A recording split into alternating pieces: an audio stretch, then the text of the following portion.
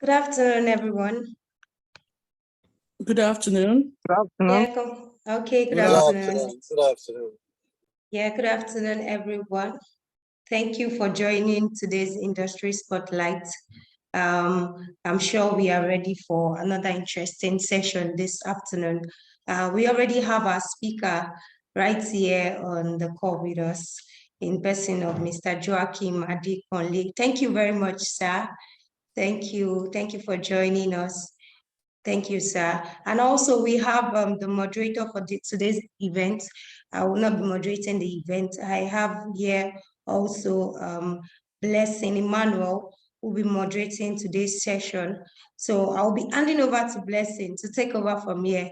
Thank you all for joining in once again. Let's sit back and enjoy the ride. All right, Blessing, over to you. Thank you, Justina. Good afternoon, everyone. My name is Blessing Emmanuel Macaulay. Can you hear me? Yes, we can hear you. Okay, thank you. You're welcome to our RBSN Industry Spotlight. And today we'll be talking about project management, a path to leadership. It's my pleasure to moderate today's session. And today, this is one of those events that brings in top personalities from prestigious industries and arts to run business schools so that our community can learn from. I'm especially excited about this program because as a PR consultant, I get to work with various businesses on various projects, and project management is such an important part for everyone, for every industry, for every business. And it's a delight to be here because I know that I'm certainly going to learn a lot from the speaker who's going to take us on the conversation about about project management as a path to leadership. So today we have our special guest, Mr. Joachim Adekunle, who will be speaking to us on the topic. And I'm going to start with his bio. Mr. Joachim Adekunle is the Chief Operating Officer for Standard Chartered Bank. He is a natural and hands-on leader with outstanding ability to develop and lead top-performing teams towards the achievement of set forth goals and objectives. He is an effective relationship builder with expertise in establishing strategic partnerships with key stakeholders to guarantee efficient coordination of internal controls and processes. He is currently the Chief Operating Officer and Head of Consumer, Private, and Business Banking Operations at Standard Chartered Bank. He is a strategic analyst, a business analyst, and a project management professional.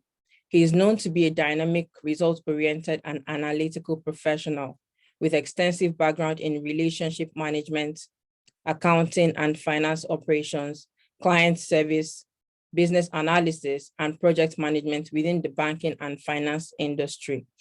It's a delight to have you here, Mr. Adekunle. Thank you for joining us today. Yeah, thank you so much, and good afternoon, everyone. Thank you for that brief introduction. I think I've never seen or heard my personality revealed that much. Thank you so much, Blessing, for that good intro. You're welcome, sir. You have the floor now. You can begin with your presentation. Okay, thank you so much. And once again, good afternoon, everyone. And it's an opportunity to have the audience to be with you guys this afternoon to share my input on the topic for deliberation today, project management, a path to leadership. I want to put a caveat out there that I'm making this presentation not as a banker, but as a professional. When I mean a professional, experienced professional, which means it doesn't necessarily mean because I'm a banker or I'm the Chief Operating Officer. That's why I'm speaking to this topic.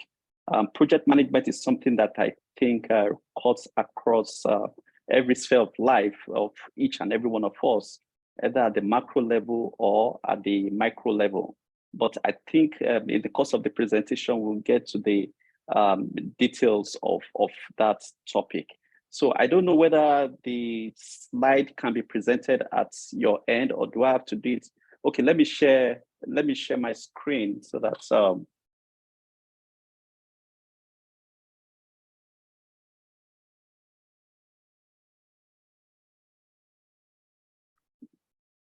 just hold on. I think I need to share my screen. I was hoping maybe I'll be able to share it at your end over there, but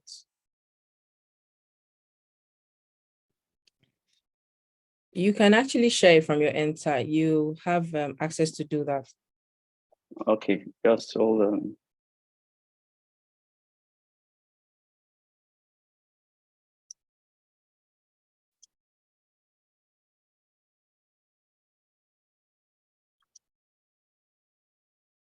Hello, sir. Kindly share. You can share your screen, sir.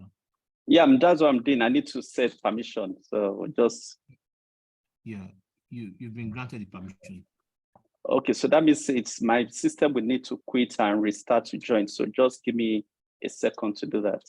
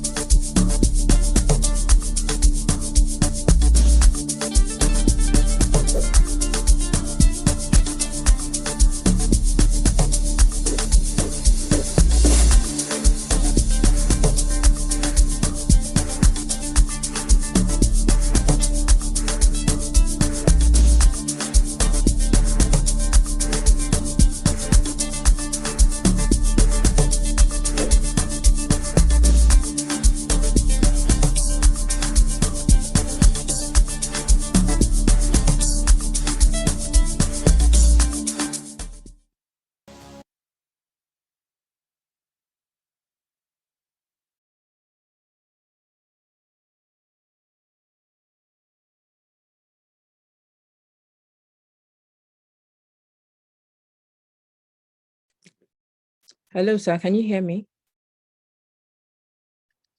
Okay, you're speaking, but your mic is muted.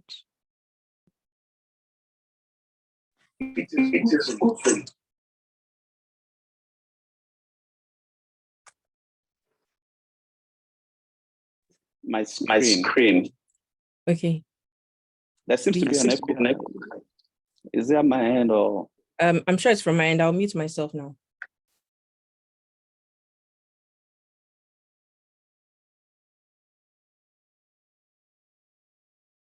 So can you see my screen? Let me know once you can see. Yes. Is it okay now?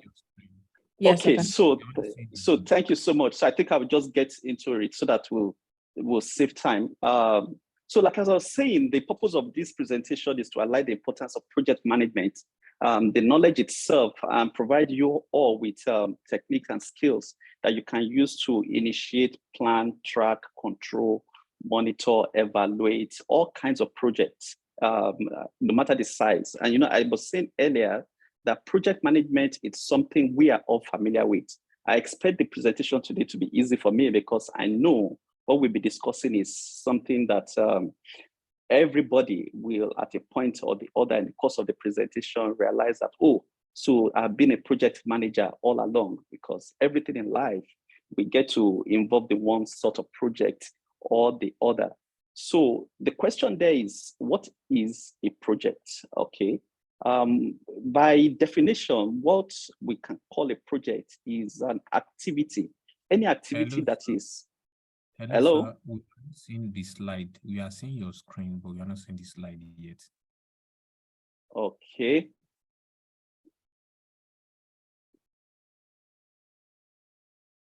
Hold on, let me.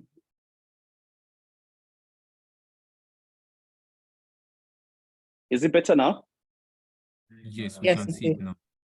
Okay, thank you. So like I said, right, a project is anything that has any activity that has a start date and an end date could be qualified as a project. So that's number one characteristics. The other thing when you're looking at a project is it has to be an activity that is unique. When say unique, it is something you do once in a while, not something you do every time, okay? It brings about change. And I think this is where the issue of the topic today, whereby it relates to leadership. As a leader, one of our key priorities in any establishment or any organization we find ourselves is to bring about change for the better. And if you're intending to improve the situation of things in your organization, in your business, in whatever you do, you are trying to move from a situation whereby you're moving from a current state to a better future state. And the difference between your current state and your future state is the change process you are trying to bring in place. So this change could be achieved through the execution of a project. The last characteristics might be, a project has unknown elements which creates risk. Unknown elements, and I will use this to give an example. Let's assume today somebody decides, oh, I need to get married in 2023. April 2023, my traditional wedding is going to be on the 22nd, and the white wedding is going to be on the 24th. So you can see that a wedding is a unique activity. It has a start date with the traditional on the 22nd of April, and it has an end date with perhaps maybe the reception or maybe the after party hours on the 24th. It brings about change because in this situation now, you go into that project as a single individual, you come out of that project as a married person. Now, the last topic, which is the unknown elements, which create risk. Now, when you're planning a wedding, there are so many unknown elements that can create risk for you on that day. We'll probably talk about this more as we progress on this topic. So you can see generally we're saying that projects are initiated to solve a problem. Although in this instance, I can't say being single, in the example I just gave, is a problem, but at least you are trying to, well, for some people, being single could be a problem. Apologies for that, but you can try to see, you're trying to change from a current state to a future state. You are trying to resolve an issue. Business as usual activities, like I said, things you do on a day-to-day basis, you cannot call them a project. Although people tend to think, oh, this is a project, but you do it every day. So that is now BAU, that is now operationalized, you understand? You can't call that a project anymore. So the uniqueness of the activity is usually the deciding factor. How unique is this activity that I'm going to embark upon? What is the outcome I expect from this change that I'm about to embark upon? Once you can answer all these questions in the affirmative, then you can say that, okay, you have in your hands a project that you're trying to execute. So looking at these examples, I know I'm not in a class, so you might not be able to give me feedback verbally, but you can say I've listed certain activities here, and you have to look at it and decide which is a project and which is not a project. So building a fence, you don't build a fence around your premises every day. It's a unique activity. To build a fence, you start probably with the foundation and you finish with the painting and the commissioning of the fence. So building a fence could be a project. Implementing a new system is not something you do every day, and it brings about change. It has a start and end date, so it is a project.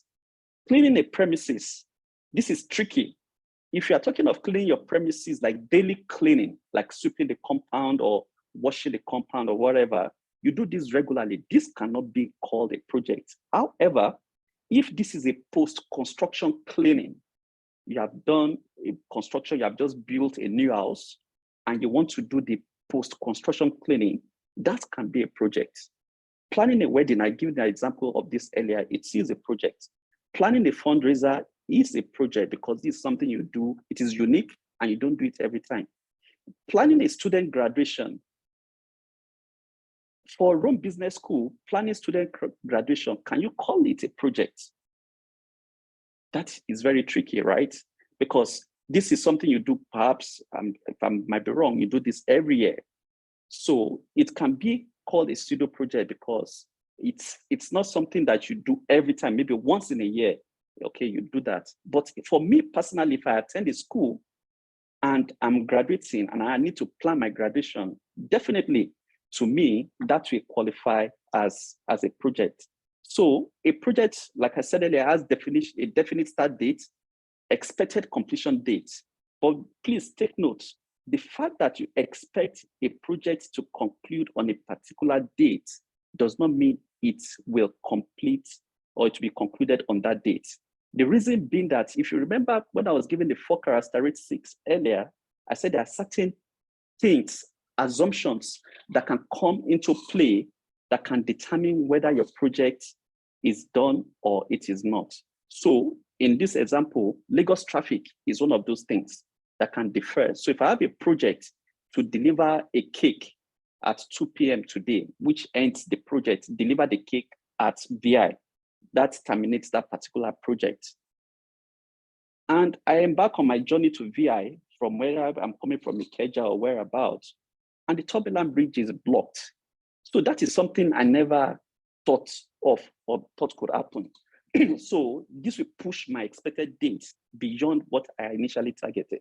So like I said, a project is a one-time or unique endeavor, and every project has a customer.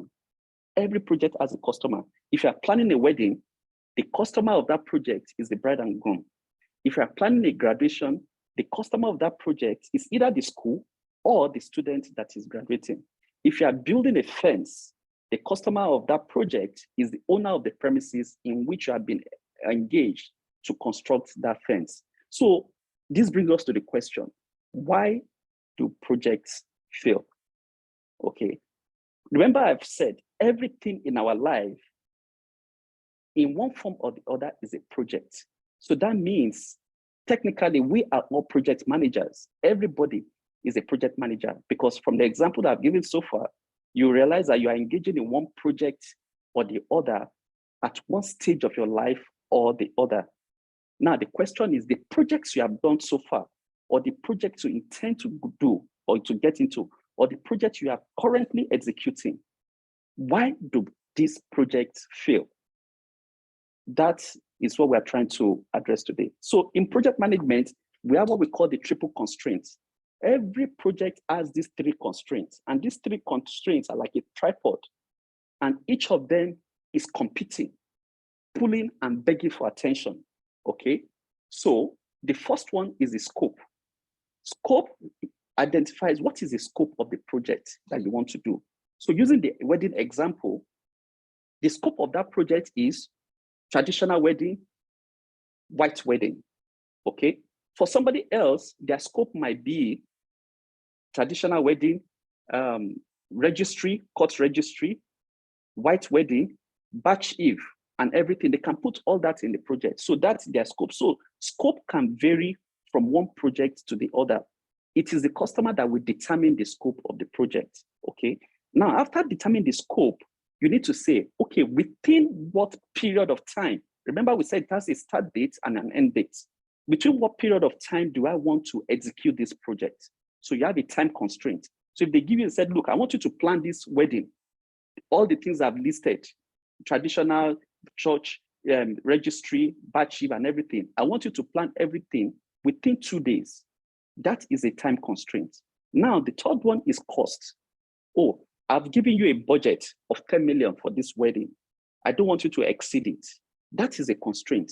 So as a project manager, whatever you are doing, you need to make sure that your expenses or expenditure in executing that project is within the budget that you have been given, which is the cost of 10 million. So you can see these three triple constraints are what the project manager or you and I need to contend with whenever we're executing a project. And at the center of these three is the quality.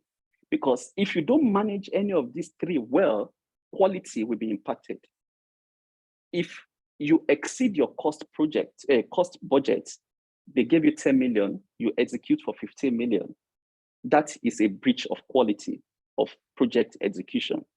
If they said, oh, the wedding has to happen on the 22nd, and your project execution makes the wedding available on the 23rd, then that means you have disappointed a bride, okay? And scope, if you don't meet all the scope, that is also a problem. So this we call the triple constraints in project management. And like I said, a project contains well-defined objectives, okay? So, and you need to look at the scope or requirements. The scope or the requirement, we call it requirements, okay? Requirement gathering in the profession. But you can understand and say, okay, what is the scope of your project, okay? So you gather the requirements. The accumulation of all the requirements of the things that needs to get done to bring about the change you are planning or the execution you want to do is what we call the scope. The schedule is the time. How well did you want to schedule? Okay, I want this thing to be concluded over this weekend. So that is the schedule. At what cost are you giving me? Okay, so all this needs to be managed interdependently for you to be able to complete that task. So as a project manager, you need to manage all these various resources together at the same time to have a successful project. So at this point, you can realize that virtually all of us, as we speak, are project managers in one form or the other.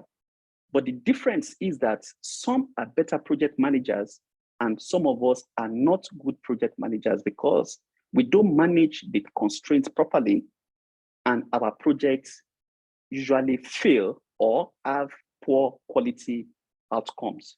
So I've given some of these. So these are the things we use in measuring a project success: ability to meet scope, ability to meet cost constraints, budget, ability to meet the schedule, and customer satisfaction on quality and performance.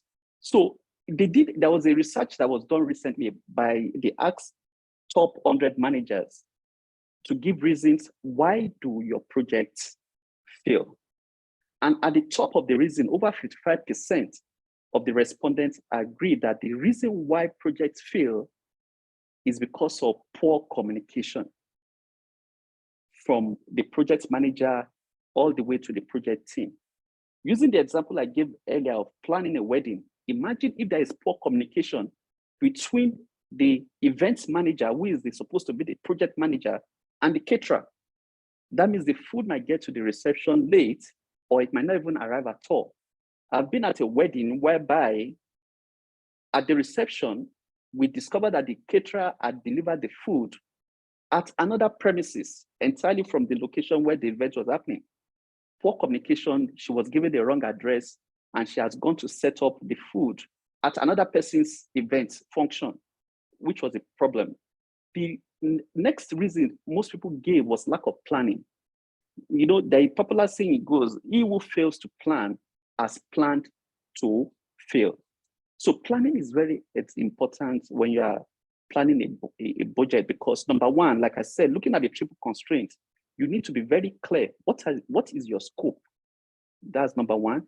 Two, what is your cost budget? And three, between what time frame do I have to execute this? If you don't plan those three resources properly, your project is bound to fail. Poor quality control is the third one. Now, quality control, I've explained. If you look at the triple constraints, at the middle, I said is quality. If you don't manage any of them well, and they go out of alignment, either in terms of scheduling, you don't keep to time, or in terms of cost, you don't keep to budget, or in terms of scope, you don't keep to the requirements that you have been given. I've requested for a vanilla ice cream. You have delivered chocolate ice cream. That is poor quality. Now, in project management, I need to emphasize here, if you go beyond what the customer has requested.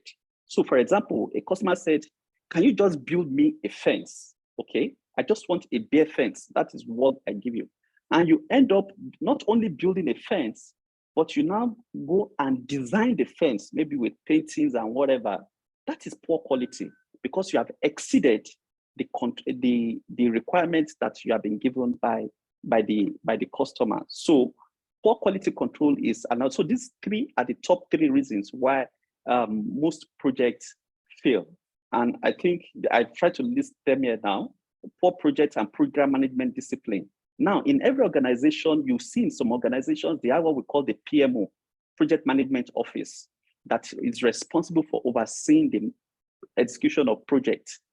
If you look at the home at the micro level, most times the woman of the house is the project manager of the home.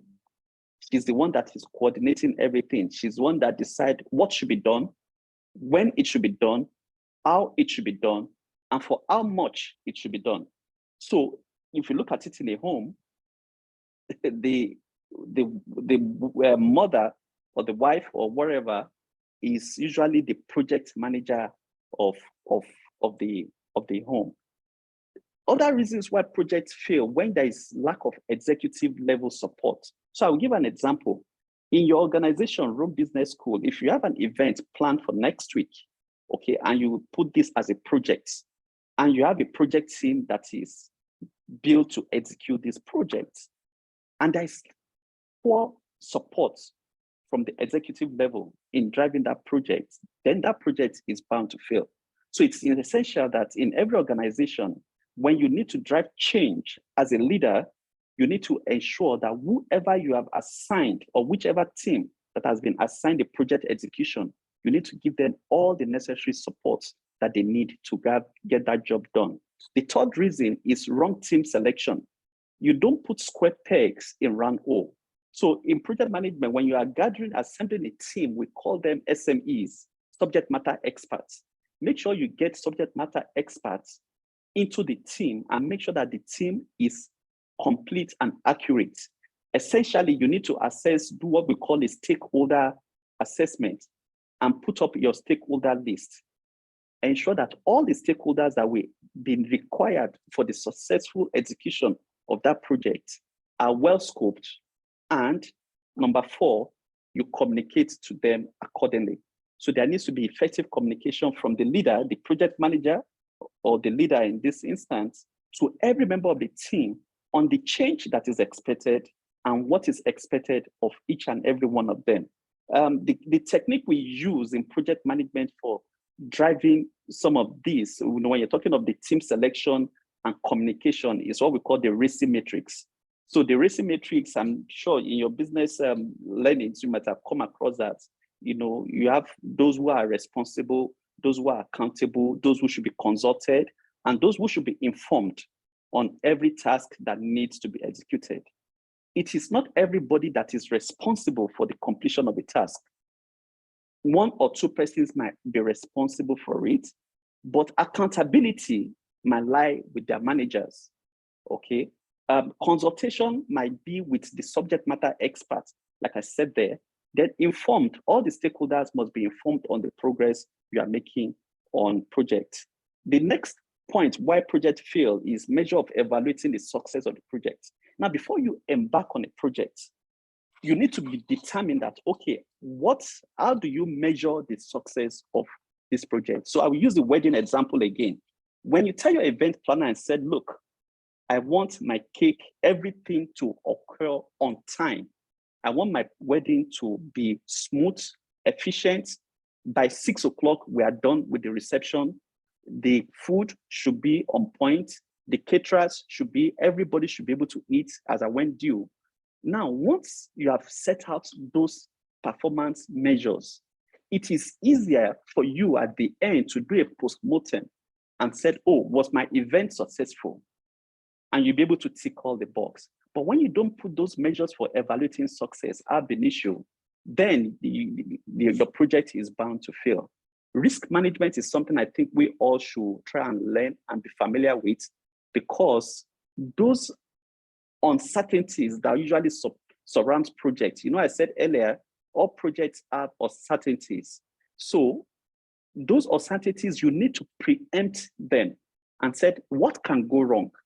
Okay, if I order a cake from VI to Ireland to be delivered on the day of the wedding, what can go wrong?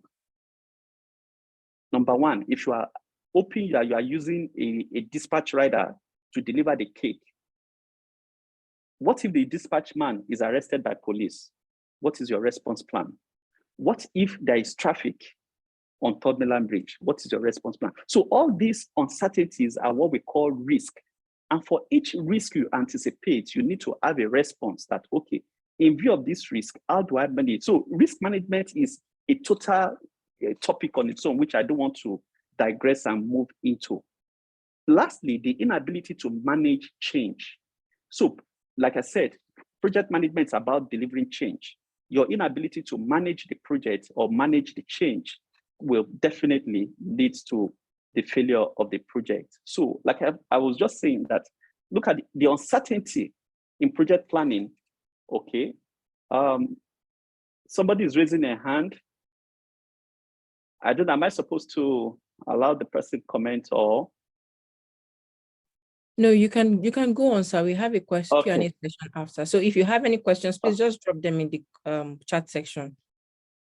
Okay. So, so when we are planning a project, like I said, I said we make many assumptions, okay, in the execution of a project. And I've been giving examples since I started. You are planning an event. There are so many assumptions you put in your decision making. Oh, the caterer will arrive on time. The servers will be polite. The servers will be polite. Everybody knows what they need to do. All those are assumptions. But the problem there is that most times we fail in putting in place the appropriate assumptions, or those assumptions are not always accurate. So it is important that as a leader, when you're trying to drive about change, you need to be aware, you need to have that self-awareness and don't just make ridiculous assumptions that everything will go well as planned. What if? So you need to use that word a lot. What if this goes wrong? What if this goes wrong? What if this goes wrong? Then for each of the what ifs you have been able to identify, you put in place what we call a response plan. So what if PHCN, or is it EKDC that you call it now in Nigeria, a code distribution or whatever, should take the light? What will happen? Is your generator on standby? Is the generator spoiled? There's that diesel in the generator. So those are the things that you need to be proactive and put in place to ensure things. So I've just given an example. Looking at this, you can see an example of a plan, okay, to build a bridge. Okay, you need to have all the milestones that need to be done and the tasks that needs to be delivered. This is another example. When you want to build a bungalow, you can see to build a bungalow, they have broken this down into 6 different activities. I need to do the foundation, the external construction, internal construction, the roof, the premises, and the services. Under the services, you can see I have plumbing, I have electrical and everything. So you can see how these projects have, so in your day-to-day life or on the job, when you have a project, you need to be able to look at the project you need to execute and break it down in this manner. So this is what we call the WBS in project management, work breakdown structure. Okay, the work breakdown structure provides an hierarchy of the tasks that need to be completed for you to have a successful project. It makes sure that you have everything in your line of sight. You don't want a situation, if I go back, that you would have built a bungalow, and at the end of the day, you realize that you have not made provision for plumbing. Because for you to do plumbing, plumbing has to be conduits. You have to put plumbing in the conduits in the walls, right? Likewise, electrical. So you don't want to complete the building, then you now want to say, oh, I want to start the electrical, and you're now putting the wires on the fence. So it's important that you have the work breakdown structure, and this will give you ability to estimate what will be required to complete it in terms of cost, scope, scheduling, duration, and whatever. So this WBS plan is what we call the baseline WBS. It enables you to engage your customer and said, okay, for this change you want me to deliver, this and this and this is what I need to do. This is the cost I will need to get it done. And this is the time I will need to execute it. So I've given further examples of how you look at project planning, the risk, the issues, the Gantt chart. I'm sure some of you might be familiar with Gantt charts, which is used in monitoring project execution. Each of those tasks that they are broken down, you need to schedule them accordingly. So some of them are dependent of each other. For example, foundation and the walls and the fencing and fencing. You cannot start a fence without doing the foundation of the fence. Okay. And when you are building a house, you cannot build the structure. You cannot start building the roof without building the structure that the roof will sit on. So you have such dependencies. When you break it down, you will know which task I need to complete before the other. Those who are dependent on each other and those who are non-dependent, whether they can be done simultaneously. Is it possible for me to be doing the roofing, whereas I'm also doing the fencing? Because the roof of the house and the fence of the premises, they don't really depend on each other. So that's the advantage of having this. So essentially, to be a good project manager or in the discipline of project management, the 4 things you need to keep doing is to evaluate. Based on your evaluation, you design. Based on your design, you develop. And based on your development, you analyze what you have developed, whether it is fit for purpose, whether it meets the requirement. And if it doesn't, you start the process all over again. If it doesn't meet your requirement, you start evaluating again. So what are the gaps? So from the gaps, how do I close the gaps? You redesign. When you redesign, you develop, you redevelop, then you analyze again. So essentially, project management is a continuation of these 4 activity. And you can see, for you to be a successful project manager, you must simultaneously manage those 4 basic elements of a project that I've given. How do you manage your resources? How do you manage your time? How do you manage your money? And most importantly, how do you manage your scope? It makes no sense if you deliver, if I give you all the resources, you get all the resources you need, you have all the time you need, all the money you need, and you develop something that was out of scope.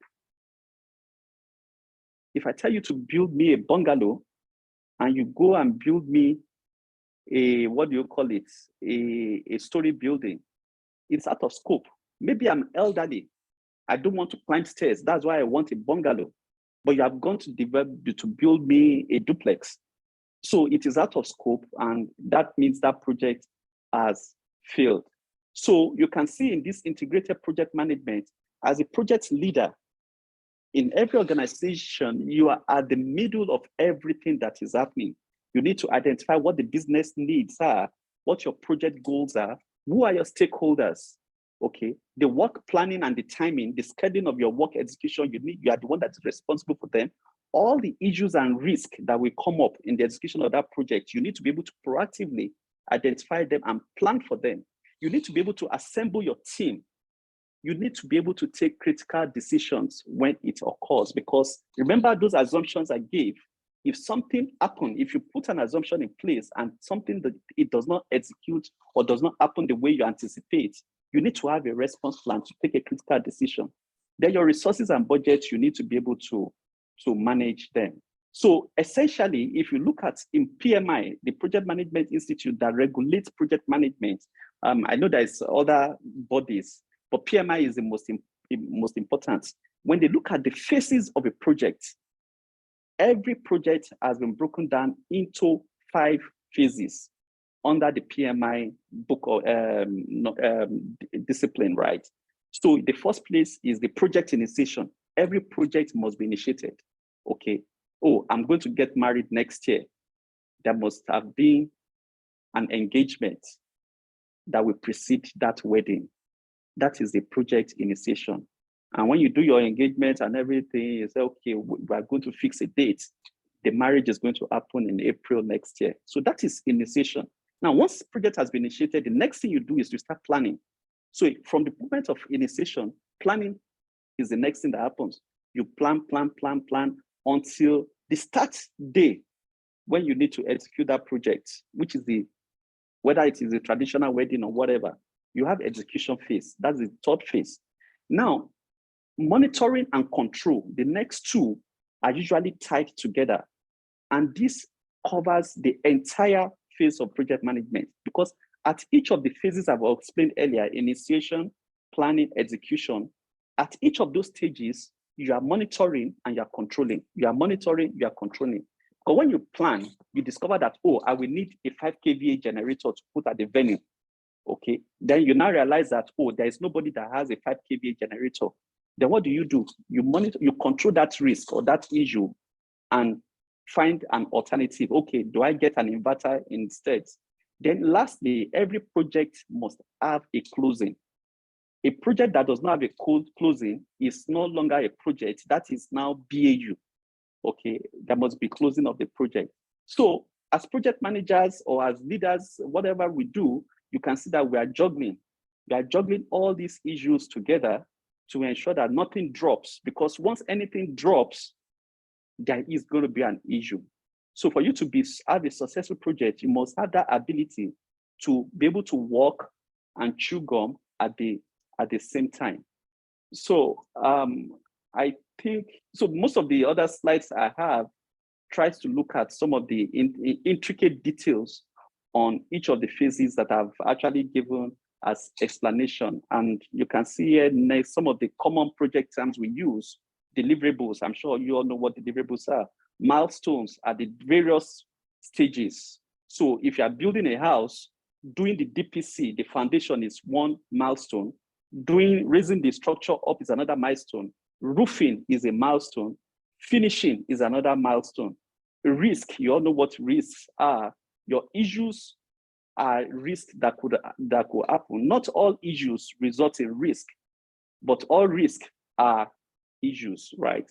So the Gantt chart, which is used to display, then the stakeholder is any person or group of people who may be affected by your project. Remember, not interested in your project, not supportive of your project. A stakeholder is any person or group of people who may be affected by your project. So that means the moment you decide to do a project and you know it's going to affect X, Y, and Z, you need to ensure that you communicate with them from the beginning when you are initiating a project, and on each stages of your project delivery, you need to carry them along. And lastly, I think we have some of the golden rules to success, which is in my slide. I believe you'll be able to look at that later, and it will be helpful for you to know some of those rules and keep with them. Lastly, remember, like I said, project management is not about, oh, you're a project manager or in a corporate world. In your personal lives also, you're a project manager. And the activities or the events in your life that are projects, you need to bring this discipline in managing them to make sure that you have a successful execution of those changes, whatever they might be. Thank you very much. Thank you very much, sir. This has been a really, really enlightening session. I mean, I have a note here, and I can tell you that it is full because I've been writing. So thank you for sharing your knowledge with us. We truly appreciate it. So I'm going to lead with the questions, and if you have any questions as we go along or from anything you've heard in the course of the presentation, please drop it in the chat, and you can be certain that our speaker here will respond to the questions. So we will go ahead with, my first question is, how do you anticipate risks in project management? And I mean, risk is common with anything at all. Like you mentioned in the case of the person that is supposed to manage delivery of a cake from, say, the island to the mainland or vice versa, there is a chance that he will probably get stuck in traffic, or the cake may even drop, who knows? I mean, these are real life scenarios. How can we prepare for them? anticipate them, prepare for them, and of course, manage them when they come? Okay, so risk, like I said, from this common denominator, you can see potential problems that may arise. The word there is potential. Now, the question is, how do you know something is a potential? This is where the quality of your assumption comes into play. Because in every project, you have what you know and you have the unknown. Apologies, I will use the situation in Nigeria, for example. If you need to get ready for a party tonight, the things you know are there. You know the dress you want to wear. You know the time you need to leave. You know the time the event is starting. The things you don't know is whether there will be light for you to iron that dress when you're about to get dressed. You don't know that. Now, the quality of your ability to assess risk is, okay, when you now ask, what if? Remember it's mentioned, what if? If you are good in self-interrogation and you ask, what if they take light? Okay. If you have asked that question, then you now said, oh, what if they take light? Do I have any other alternate source of ironing that dress? If you don't have, then you need to put in place what we call the risk response. So your risk response to that what if question will be probably you need to iron that dress a day before. By ironing the dress a day before, you have mitigated or you have addressed that risk. But if you have those who live in la la land that thinks everything will just go as planned, okay, and you just say, okay, I'm going to wear this dress as if you are the one controlling the universe. Then when it is 7 o'clock, when you're about to get there, you're just out of the shower and you want to iron your dress and our guys take light. What do? So it is the quality of your ability as an individual, as a project manager, and not only project manager, as managers or as leaders, to be able to anticipate events before they happen and put a response in place that will determine whether you are successful or you'll be a failure. Thank you, sir. I think from this, for me, the summary would just be a devil's advocate. Well, and I know that's extreme, but that's how it just sounds to me, so that you can actually anticipate worst case scenarios and properly plan for them. Yeah. Thank you for sharing that, sir. So someone says risk and project variations are huge and happen often. How do you rise above these and mitigate these effectively? Yeah, so it boils down to what I've just explained, right? If you go back to the triple constraint, the triple constraints I mentioned, you have your scope, you have your cost, you have your scope, cost, and schedule, time. Those are your 3 constraints. It is when you are not able to meet quality of project execution due to variation in any of those 3, that's when you have project variation. So the question there is, if you come up with a budget of 5 million, I'm a builder, you engage me as a customer, I said, build a bungalow for me. And I come and I said, okay, I can build this bungalow for you in 1 month at 10 million naira. Okay. Then at the end of the day, after 1 month, the building is yet to be finished. I've finished the 10 million and I'm asking for more money. I believe that is the question that is being asked. So that means as a project manager, I've been unable to do, when it comes to the issue of cost, you're talking of cost estimation. How good are you in the skills of cost estimation? If your cost estimation skills is poor, then definitely you're going to have huge cost variation and in the execution of that project.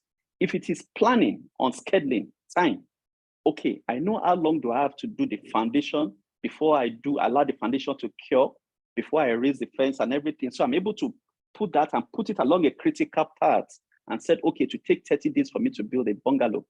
But if I have not put all those factors in place, I'm not aware that when you lay foundation, you pour cement on a foundation, you need to leave it for a couple of days to get dry and so before you start putting structures on it. So if I do that, and I said, oh, I will deliver this thing in 2 weeks, of course, there will be variation. So such variation is not due to the project per se, but due to the poor skills deployed or employed by the project manager at the planning stage, because at the planning stage is when you have all these things come into fore. All right, that's clear. Thank you very much, sir. Next question is, what's the difference between assumptions and expectations in managing projects? So assumption and expectation. So let me start with expectation. If I engage a caterer, what are my expectations from that caterer at an event? That the food will be good, the food will arrive on time, the servers will be polite and neat. And the feedback from my guests will be that, look, the meal at your party was fantastic. Those are my expectations as a customer. Assumptions now will be used by the caterer, right? For me, the caterer will now sit back and say, oh, for me to be able to meet the expectation of a customer, what are the assumptions I need to put in place? Okay, so if I'm getting the food prepared in Ikeja and the party is at VI, am I assuming there'll be no traffic? Why don't I prepare the food in VI so that I won't have that issue? My assumption that there'll be no traffic means I go and prepare the food at Ikeja. I'm betting on an assumption that there'll be no traffic. So if there should not be a traffic on that day, what happens? I'm not going to meet the expectation of my customer. So you can see the difference between what an assumption. Assumption is what you, based on your experience, information you have, the advice you have been given, or just your gut. But you know, gut's feeling also needs to come from experience. Okay, so if I'm experienced, if I fly Third Mainland Bridge regularly, if I'm driving in Lagos now, I know that, okay, if I'm heading towards the island from the mainland in the morning on a work day, there is going to be traffic. So I don't need anybody to tell me that that is not the best time for me to be going to the island. Okay, so that's the difference between assumptions and expectations. Expectations will come more from the customer. Assumptions will be deployed by the project manager in executing that project. Thank you very much. And I hope that the person that asked this question is satisfied with the answer.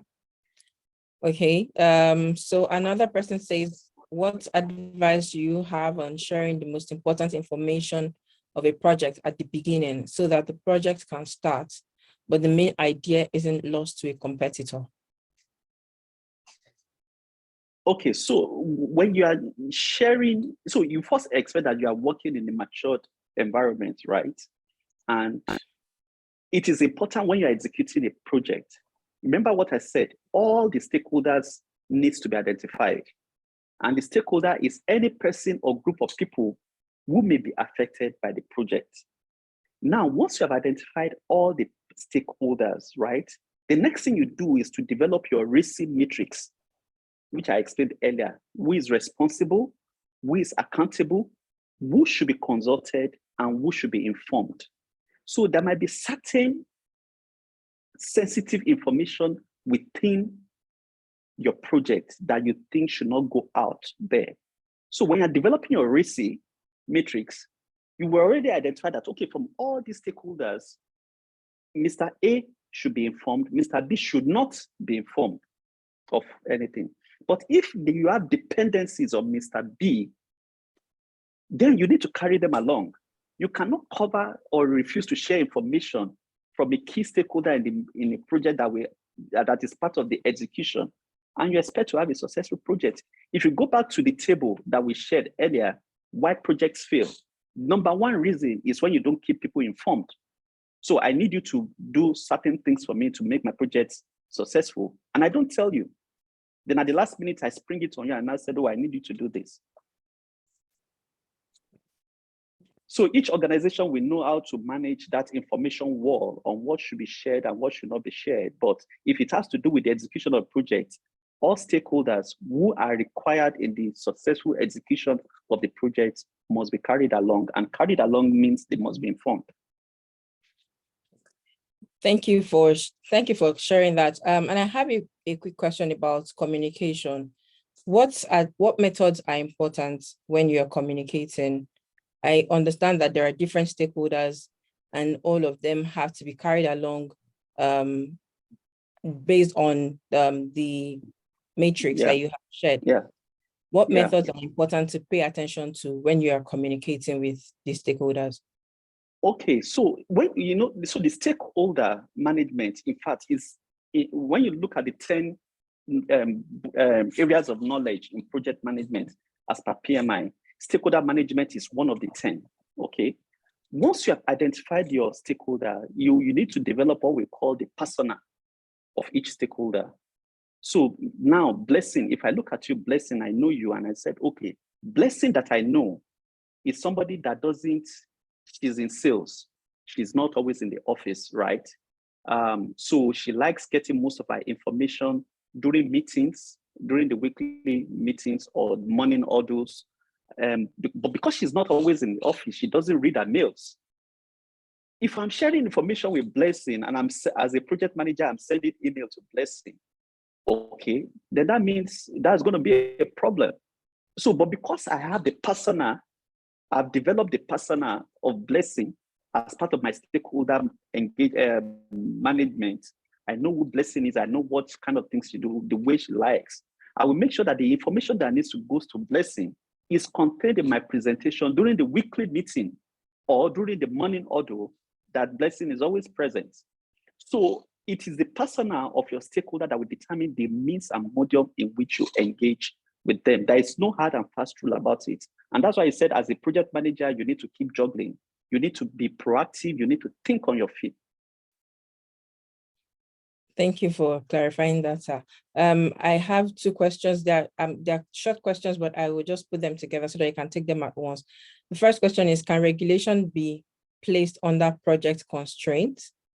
And the second one is, how do you suggest we manage variations in the current rising exchange rates?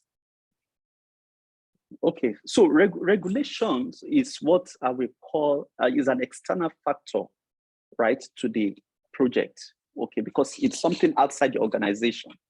So a regulation comes, there's a regulation that is already in force. So let's look at it in two different things. A regulation that is already in force before the project commences. Okay, now in that stage, the project manager, as part of its planning phase and gathering requirements, okay, needs to have put that in place. I will give you an example. The bungalow that I said, okay, build a bungalow for me in one month.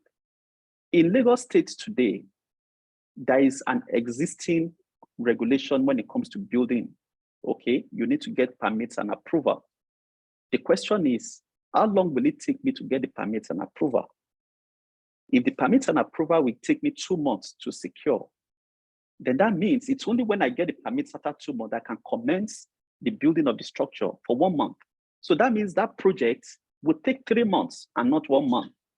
Okay, so that is where or the regulation is already in place. But if as a project manager or as a leader, you lost sight of that regulation, then you're going to be in problem. Now, but in the course of project execution, there should be a regulation that comes out.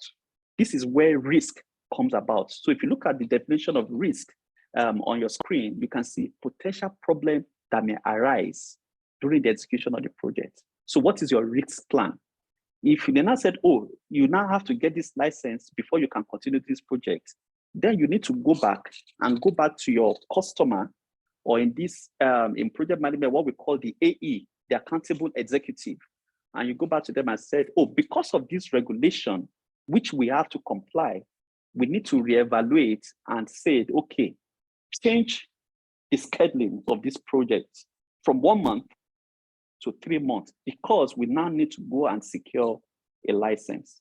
So that is how variation comes in. And to the points raised by the exchange rates, when you are doing your estimation, right, that's why when you do estimation, some people proactively anticipate that, okay, with the way the exchange rate is going, the dollar is now 740. This project will last between now and February. February is election. A dollar can rise up to 1,000. I'm just using that as an example. So when he's doing his estimation, his cost estimation, the cost estimation will be based on dollar rates of about 900, 1,000. Okay. So that at the end of the day, if dollar rises up, he has mitigated that in his estimation by making allowance for that. So remember what I said about risk. It is bound to happen. It is the assumptions which you use. So I've used an assumption. The example I gave now, I've used the assumption that election is coming, dollar rate might go high, and I've applied that assumption in my costing. So the quality of your assumption will determine how you are able to manage risks.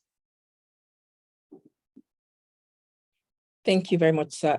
Somebody has another question on assumption, but I want to believe that you've answered that. So it says, what if you have a project that you have quoted for Naira as an assumption and has gone on to enter, and upon entering the market, the cost of the material has gone up? How do you manage that? So I'm sure that, I mean, with the previous answer, you have taken care of this. Next question is, who certifies who certifies that a project meets the scope of the project? If the final certification is the sponsor, then is it not going to be difficult for the project manager to be able to scope? No, so the issue there is this. So let me give you an example. I will go back to the wedding. The sponsor of the wedding is the bride and groom. I, as an event planner, am the project manager. How do you ascertain whether at the end of the day, you will say this wedding is successful or not? So that means I need to sit with them and elicit what we call requirements from them. So you have a list of requirements. So what are the things you require? Okay, how do you want the decorations to be? Which kind of balloons do you want? What is your color theme? What do you want the table to be like? Is it a round table, square table? How many people do you want to sit on a table? Which kind of music do you like? Which kind of food do you like? How many items do you want to be on the menu? So your ability to sit down and get all this information in a list of what we call the requirements, okay, will be easier for you to now say, at the end of the day, you now sit and be looking at all these requirements and said, okay, number one, venue, ticked, delivered. Food, ticked, delivered. Music, ticked, delivered. Logistics, ticked, delivered. Presents, ticked, delivered. Souvenirs, delivered. So once you have delivered all the requirements, who is the sponsor to now say you have failed? Okay, so, but when you don't elicit properly, you don't list your requirements properly, then you are leaving everything up there because you now have what we call scope creep. Scope creep is a situation whereby I said, bake me a cake. I just want a cake, no icing and everything. Then I bring you the cake and I say, oh, but why did you put icing on it? Oh, why did you do design on the it? Why is there no candles on it? Okay, so because we just said a cake can be anything. But if ab initio from the beginning, I've sat with you and you now said, oh, I want this cake, I want it to be round, I want icing, white icing to be on it, I want 20 candles to be on it, then it is easier. But when you just said, bake me a cake, and you just go and cake, then you come back with a cake without icing, or even if it is a sweet sensation cake, the customer will not be happy. Right, and that's very true. There's something you said in the course of your presentation. You gave an example of building a fence, and if the customer says build a fence, and you, after building the fence, you go ahead to paint it, that's outside of the scope, and you have done a poor job. And it's, I mean, it worries me because, you know, we want to under promise or want to just make promises that we can work with and then over deliver to try to impress the customer in this sense. But how can we navigate this path where you want to actually deliver, say, a value-added service to make the customer happy without actually failing?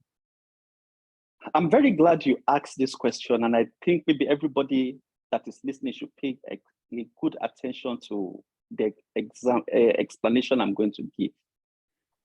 So today, people misuse or misrepresent the word quality. Okay, quality, and rather they focus more on something else. So I will give you an example. So using the fence as an example, if I tell a project manager and say, build a fence for me, this fence I want you to build for me, I want it to be 4 centimeters thick. Okay, I want it to be this strong. That means, I don't know, I'm not an engineer, but let's say I want it to be this strong that you cannot penetrate it, right? That means you want it to be concrete and everything. So you have given me the specification of what you want in the fence.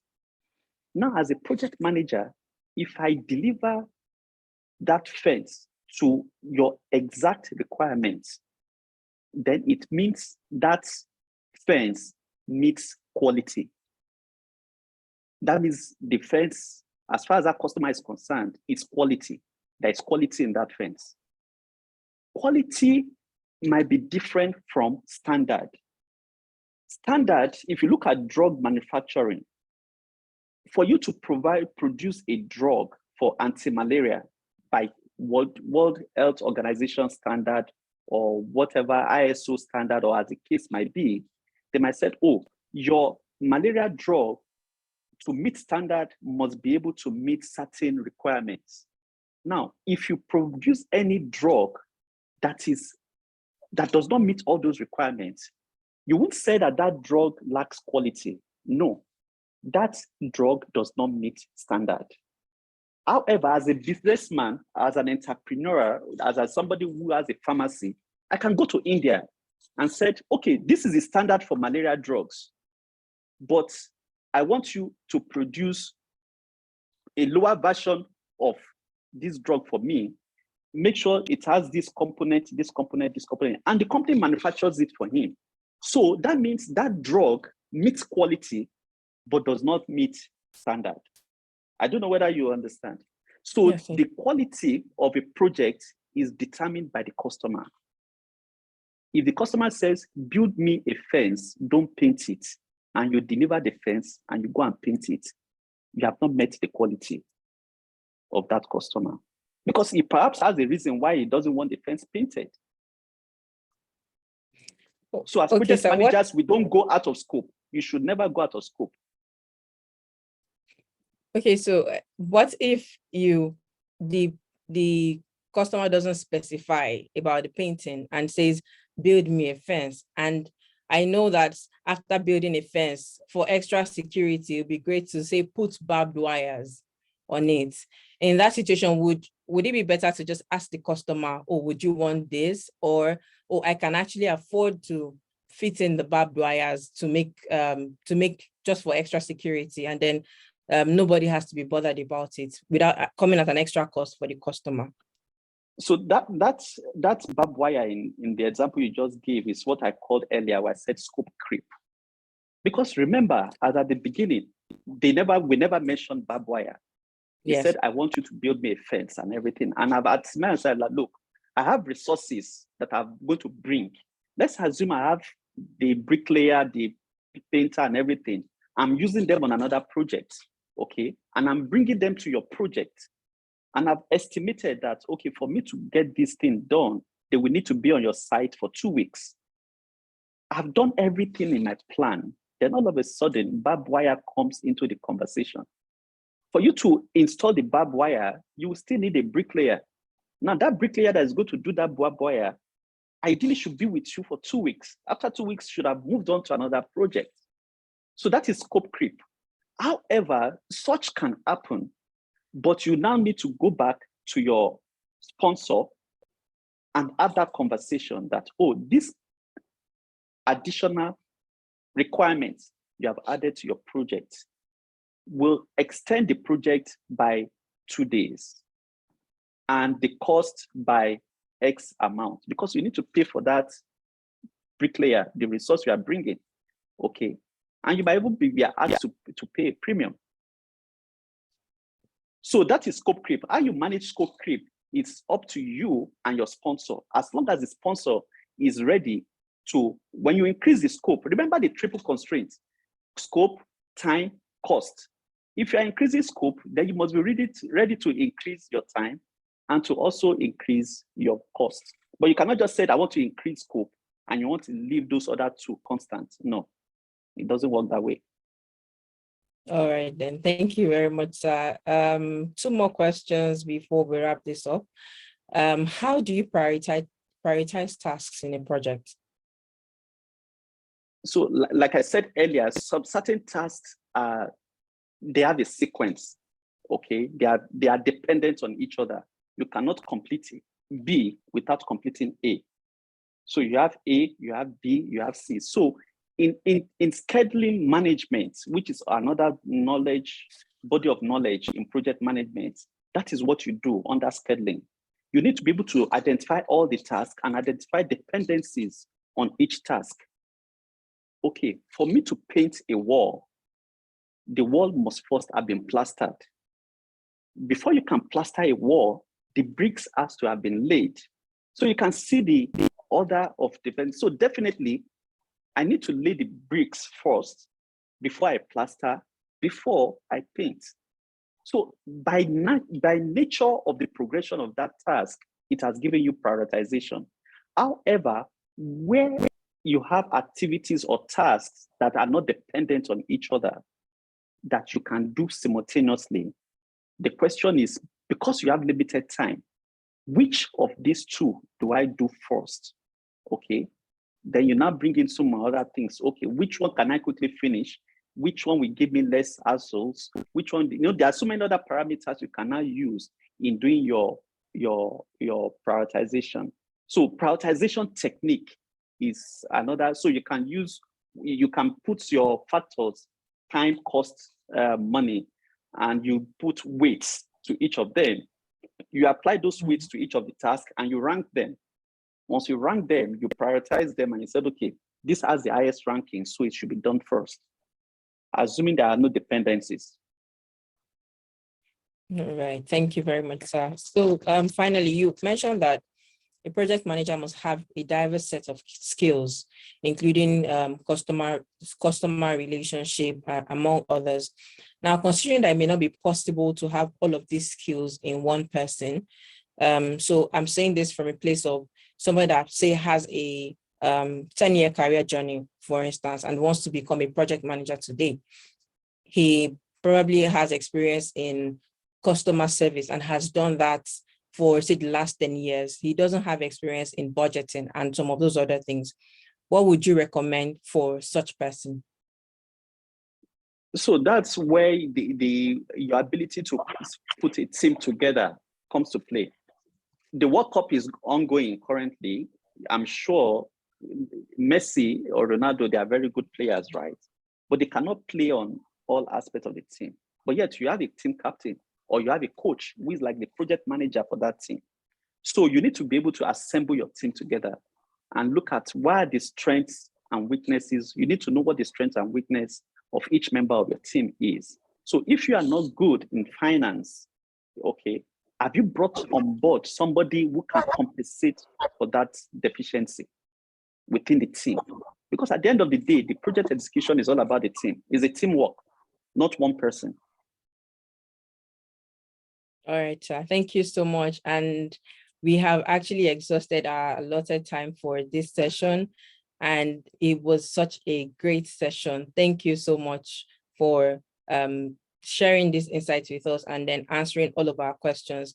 Do you have any last words of encouragement for project managers that are also leaders on this call today? Yeah. So the only thing I say, and I tell my team also at work, right, is that, look, for anybody today, there are certain, aside from your professional, your discipline, okay, I'm an engineer, I'm a banker, whatever, and everything. To survive in the world of today, you need to acquire a lot of soft skills. Now, ability to manage projects is fast becoming one of those soft skills because, like I've said earlier, you are confronted with projects everywhere you go. So your ability to manage a project effectively, to have the skills of project management will be an advantage to you. It will make you excel. Because remember, everybody is competing for the same thing. What makes you successful is your ability to say, oh, I have a unique advantage over every other person. So having knowledge in project management is an additional skill that you can pick up irrespective of whatever your profession, even if you're a medical doctor. Okay, so that's the word of encouragement I would like to give. It's not something that is only for the reserved for leaders, but even in our personal life, it's a skill that will be helpful. Thank you very much, sir. Recommendations, pick up a skill in project management because you will find it helpful. Thank you for joining this session, sir. Thank you for really taking your time to go through this conversation with us. It is truly appreciated. Thank you. Thank you so much for having me. Okay, I will now bring on Mr. Timothy Oluwaseyi to speak on our programs. Mr. Timothy.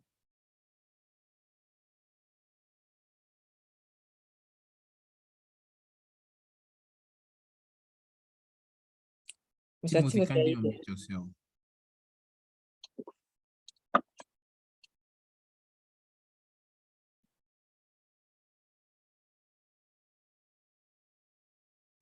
All right, good evening, everyone. Can you all hear me?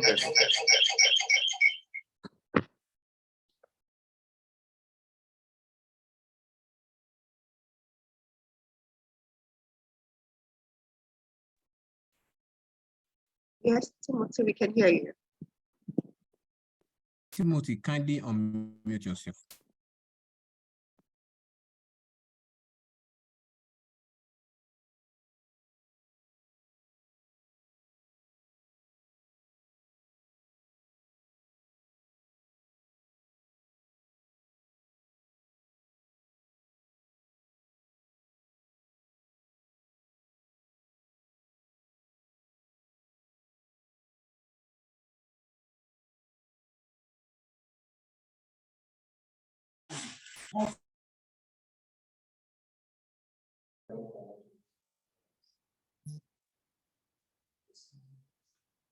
Yeah.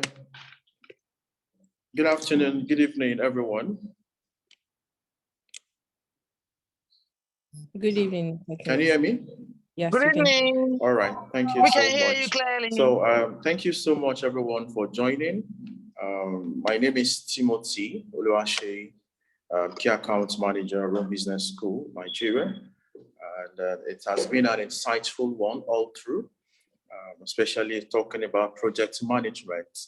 And quickly, I'll just take you through on a few master's program and also tell you that the Business Leadership Development Program has started. It has started today, and this will run for the next 3 months. And even at the end of this, you'll be able to get a certificate for your Business Leadership Development Program. So available master's program we're offering the Masters of Business Administration, as well as the Masters in Digital Marketing and Business Transformation, Masters in Data Science, Masters in Logistics and Supply Chain Management, Masters in Project Management as well, Masters in Marketing and Sales, Masters in Corporate Communications, Masters as well in the International Masters of Business Administration. We also have the International Masters in Project Management, which is aimed at young professionals within the age range of 22 to 30, as well as 0 to 2 years work experience as well. And then a few other master's programs that we run here. And it's a good thing currently as of now, for the month of December, we are running a partial scholarship, more of a Yuletide offer. So for everyone interested, now is the best time for you to take advantage of what we are offering. It's a very limited one, and not just that alone. And we are also willing to help you in terms of flexible payments as well. So you need to enjoy the business leadership sessions. This will be the first one out of many that you'll be getting. Attendance will be taken, and for you to get your certificate as well, it means you must have completed your enrollment fee for the master's program. So it is important that you do all of this, and then we await you. If you have any question or you are stuck at any point in the process of your admission, please do well to reach out to your advisor, or better still, you can drop your email address and then we'll be able to reach out to you as soon as possible. So thank you so much, everyone, for joining. It's a big thank you from my own end. Over to you, RS Service. Okay. Very much, Oluwaseyi, for that information section on our program. Thank you so much. And I want to say a very big thank you to Mr. Joachim and Blessing for this insightful section. I'm sure as much as I enjoy this program, I also believe that everyone joining the section today also enjoyed this program. I have learned a lot about project management in terms of leadership, managing and understanding the scope of business. Communication also is key in project management. Also risk management. I'm sure that the next section we're going to be having, we're going to be talking more about the risk management and how it connects to project management. And we are sure that at this point we'll be able to get you on board for some other sections to also discuss further on these areas of concern that we all have here. Thank you so much, everyone, for joining us on this section. My name is Alabo Oluwafunke, and I'm the head of career service at Rome Business School. Thank you and have a wonderful evening.